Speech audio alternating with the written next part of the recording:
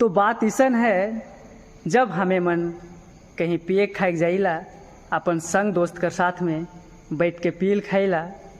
चाहे तो घूम फिर के आविला, तो जनी का कहेला जब हमें घर आविला, तो जनी यह कहेला कि मर्द पी खाए के आ है और हिठेक नहीं सकत है। फिर जनी गाड़ी देवेला कि वह बट रहते जने पीले हुने रहते हुने मरते। तो वह चीज़ है सेखन अपन पति देव का कहेला, हे आए जाते पास होले, आए जाते पास होले,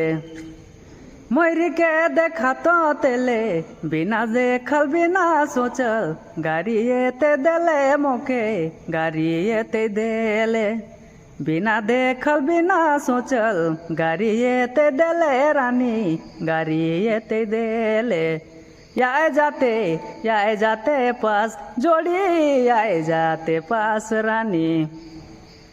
मरी के देखा तो तेले, बिना देखल बिना सोचल, गाड़ी ते देले मोके, गाड़ी ते देले, बिना देखल बिना सोचल, गाड़ी ते देले जोड़ी, गाड़ी ते देले मैना, गाड़ी ते देले।